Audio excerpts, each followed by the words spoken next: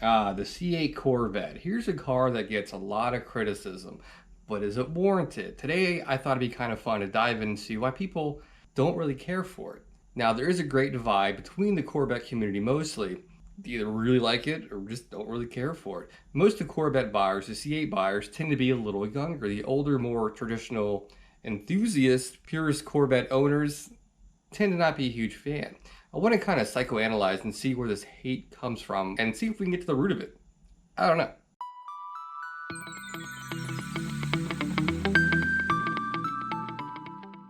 Now, real quick, obviously the C8 is a huge hit. The supply cannot keep up with the demand. The focus on this video is why there's such a great divide within the Corvette community. I belong to many Corvette groups on Facebook between the C1 all the way to C8. A lot of hate outside of the C8 groups. I wouldn't say hate, a lot of snarkiness, if you will.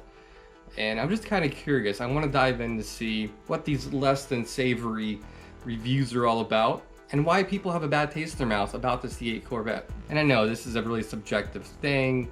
It's just a YouTube video. I mean, don't take it too seriously, but I thought it'd be kind of fun to see what some of the big issues are in the Corvette community with the C8 Corvette. Here are a few bullet points I'm going to be touching on. Is it the mid-engine design itself? Is it the longer, wider wheelbase, the dimensions, if you will, the European looks? Is it trying too hard to be exotic?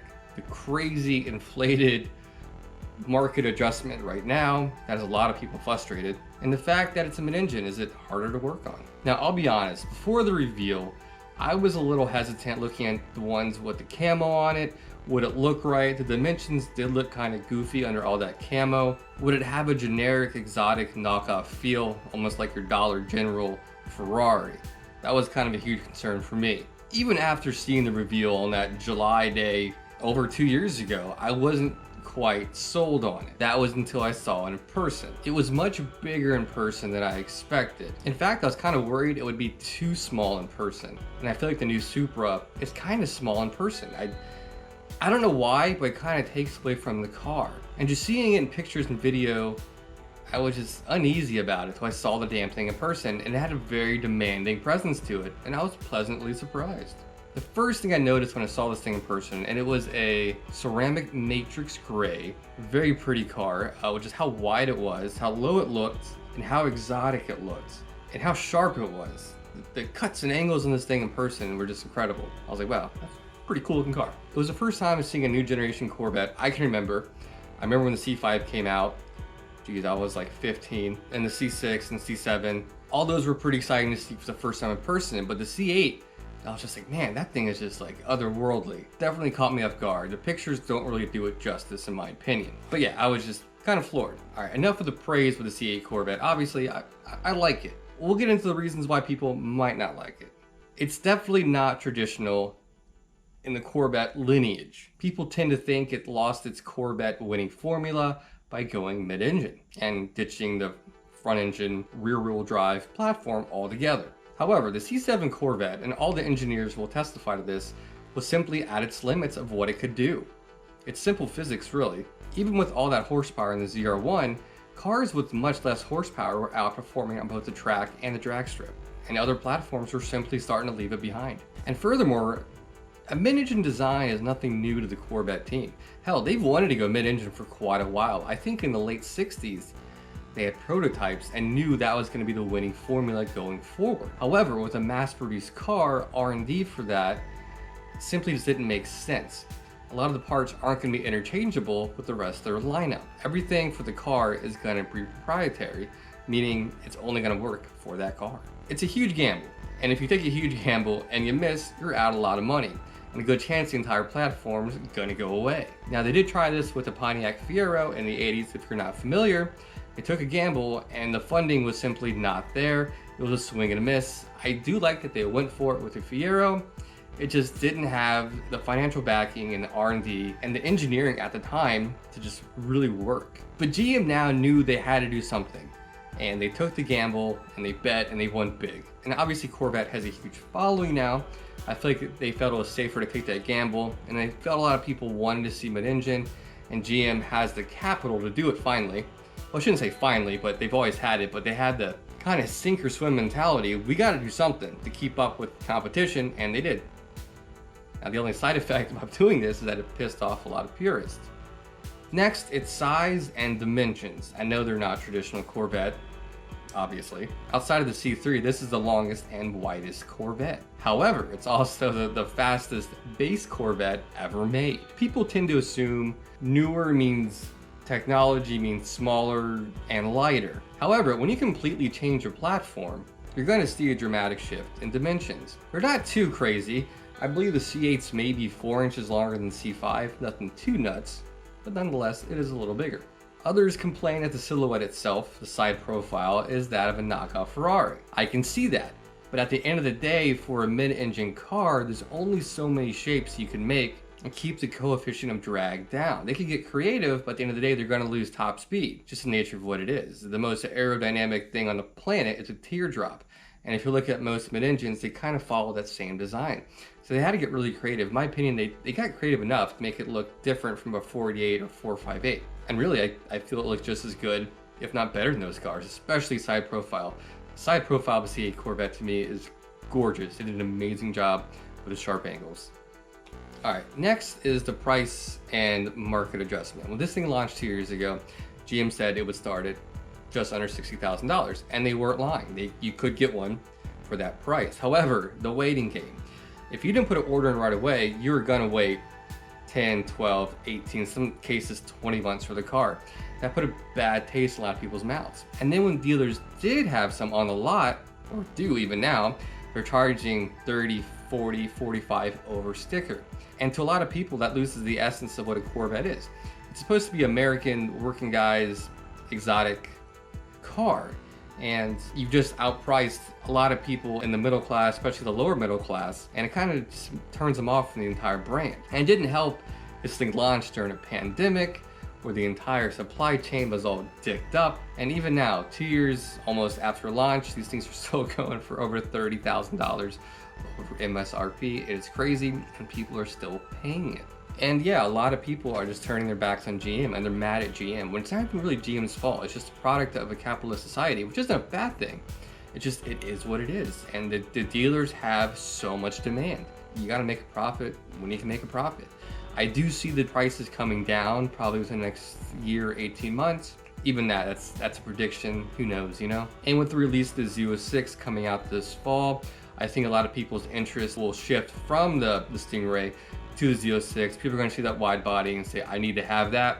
A lot of people will start jettisoning their C8s they already have, or just scrap their order for a base Stingray and one is Z06, and that'll free up a lot of allotments in my opinion.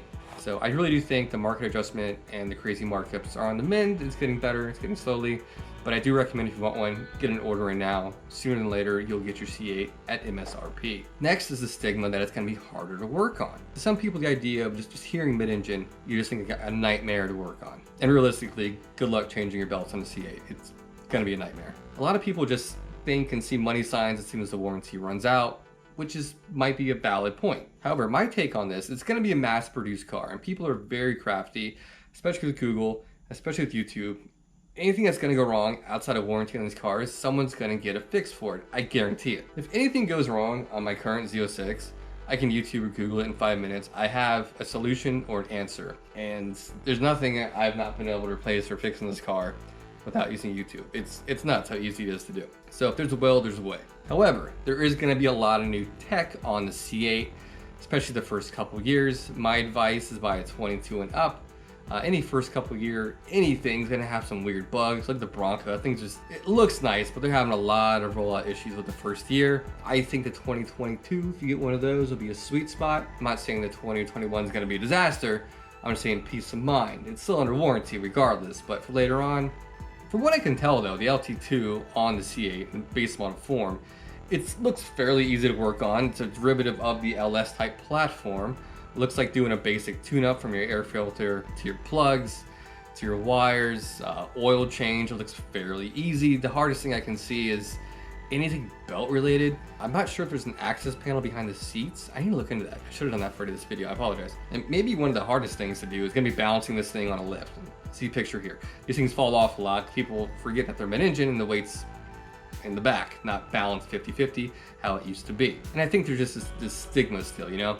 You think mid-engine, you think exotic. When you think exotic, you think expensive parts. When you think expensive parts, you think expensive tools, and it all adds up. I get that. But I feel at least for the entry-level Stingray LT2, it won't be a huge headache. However, going forward with the flat plane crank, that's whole new uncharted waters. And then you got the motors up front, electric motors, then you got turbos. It could get really convoluted. But again, people are very crafty and you have the internet, so we'll see. And again, these cars do come with a warranty. Lastly, a lot of the strange quirks on the C8 Corvette might turn a lot of people off. From the square steering wheel, the squircle, the climate control wall, the two trunks, the fact that this car is kind of in uncharted territory, no manual transmission, and the introduction of a DCT in a Chevy product, a hardtop convertible for the first time, the strange thin vents. And a lot of these little weird quirks and advances in technology and innovations might turn off a lot of people that just want a fast, exotic driving experience. And I get that. But I personally feel like each and every one of these very unique quirks on the new C8 Corvette are very useful and have their purpose. For instance, the square-styled squircle lets you see the gauges. The way the wall is for the HVAC controls, that's right on top of your backbone. They had to get kind of innovative, and I don't mind it. It's a good hand rest as well. The DCT is exceptionally better than any manual transmission or torque converter you would get in a previous model Corvette. I mean, I have my manual, but I have no issue with a DCT. It's a far superior transmission. Plus, they're pretty cool. Now, my last thought and personal opinion is that GM finally had the balls after 35 years to make the damn mid-engine Corvette, and I love it. It's a long time coming and the best thing the Corvette brand could have done. And honestly, brands like Porsche, Lotus, Ferrari even need to watch out, because in its base form, this thing is a monster. And there's gonna be, what, 4 more trims of this thing? It's gonna be stupid. And in fact, I like it so much, I've ordered one. So hopefully mine will be here sooner than later. I do plan on keeping my Z06, and I love this car. I love the C5 Z06. I think it's prettiest Corvette outside the C8. My personal opinion. I still have a couple months to decide on the color, and I'm so torn. I love Rapid Blue. I love the new orange. And no one's buying the orange. That makes me want to get the orange. I don't know. That'll be a video for another time.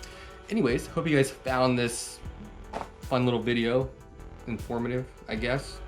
And if you're on the fence about a C8, or if you hated C8s, you wanted to watch it, see what I was talking about, maybe I persuaded you, or maybe I made you hate it more, and I apologize. I don't know. Anyways, guys, that's all I have for tonight. You guys go enjoy your weekend, and I'll see you guys next week. Mark out.